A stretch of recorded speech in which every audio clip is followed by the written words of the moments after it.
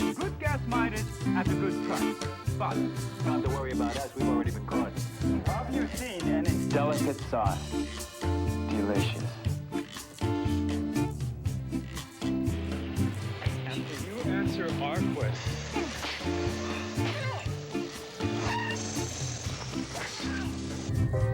Golden Valley, the only microwave. Do you know? Confucius say nuggets of wisdom are never as tasty as these.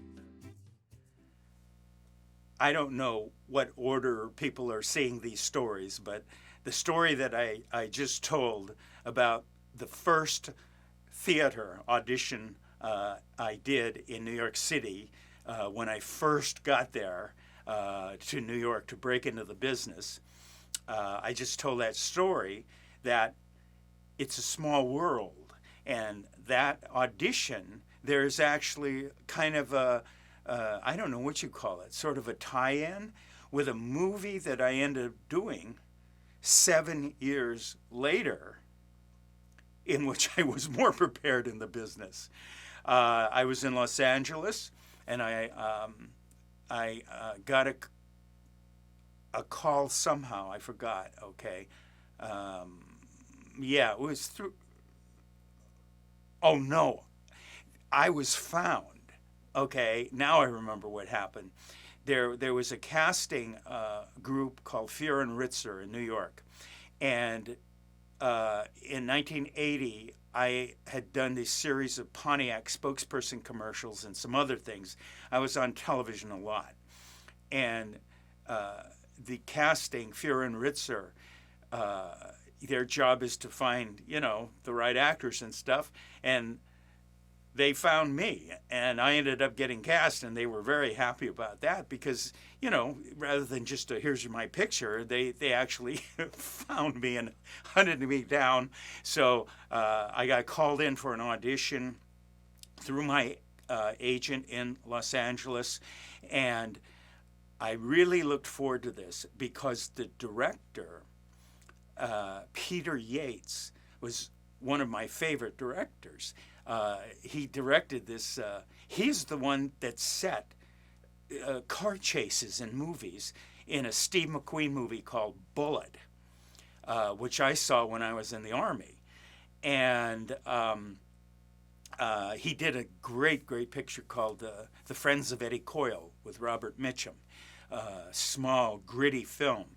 This was another smaller, gritty film. And the stars in it were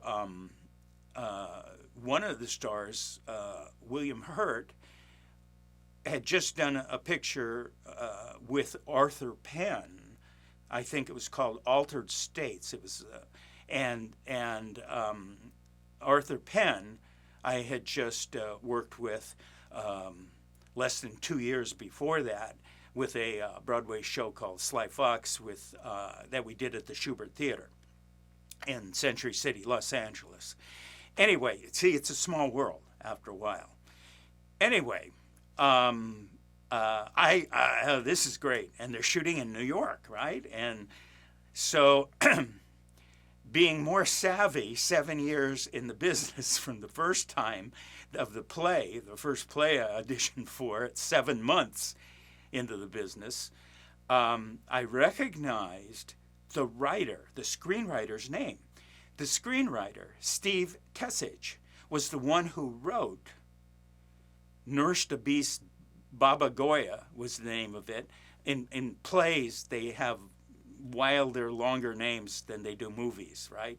They don't have to put it on a movie marquee, I guess. And he was the writer of that very first play that I auditioned for in New York and got the call back for.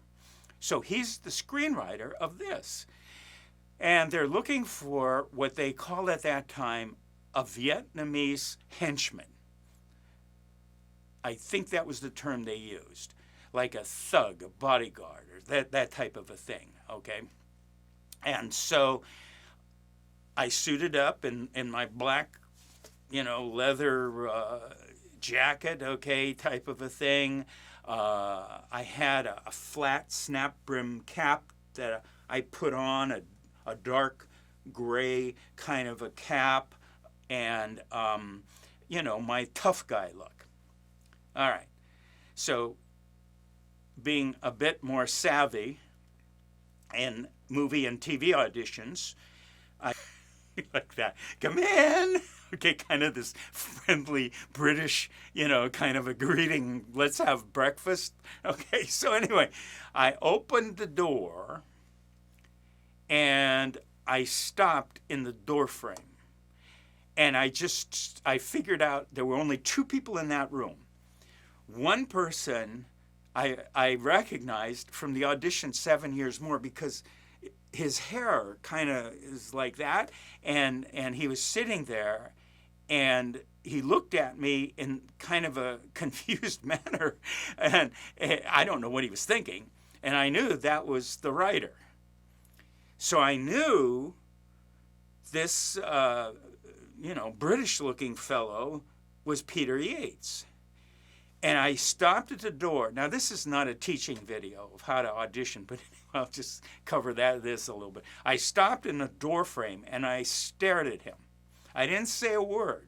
I just gave him this dirty, hard look, and he's looking at me, and I'm staring at him, giving him the bad eyes, and he's looking, and he goes, "What a lovely cap.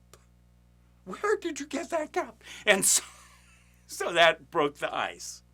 Anyway, I went in and I told him where I got the cap. It turns out he was a big hat fan. Okay, he always liked to wear hats and all this other stuff. And we started blabbing with each other. A lot of people don't realize that sometimes principal roles in movies, you might not touch the script if it's handled in a certain way. That's not always the case, but it is sometimes. And in this case, I was talking to him about, I got in about being a counterintelligence agent, and he started talking to me about his friend in Washington, D.C., who was going to help advise in this movie, because in the movie there was parts of Israeli intelligence, Mossad, and so we started talking about that. He's asking me about guns. I talked to him about that.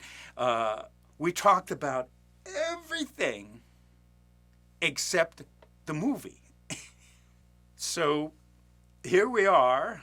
Here I am, looking like Mr. Bad Guy, Mr. Henchman, and here's Peter Yates, the director, one of my favorite directors, and I just blabbing about, what pistol the Mossad might use and all of this other stuff, and the writer, Steve Tessich, who again was tied in with that first play that I auditioned for in New York 7 years ago, is just kind of sitting there, and he never said a word. He never said a word. He just looked at me. I don't know, kind of like, not like I'm crazy, me, but I don't know. It was kind of maybe like a bomb went off, okay? Kind of shell shock or something. So the director and I are talking, and I think 20 minutes passed, if I remember correctly, looking at my watch after I left. But we were that's a long time to be just two guys just talking like that. And finally he remembered why I was there, which is the movie he was directing. And he just looked at me and he said, asked me if I was available in April, in a couple of months in April, okay? And he, right now the title of the movie is The Janitor Doesn't Dance. Okay. What kind of movie is that? Well, they changed the title. That's more of a theater kind of, that might be what you name a play. And that got shortened later to The Janitor. And I remember when I was leaving Los Angeles to go to New York, I was at the bank tellers at the bank getting some cash to travel to New York City with, something to have in my pocket. You can't be broke, right?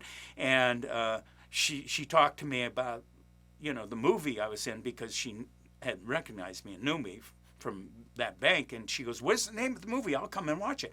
And I go, "Right now it's called The Janitor." And she started laughing. And I'm sorry. Okay, she just started laughing. So anyway, they changed it. It ended up being Eyewitness. So,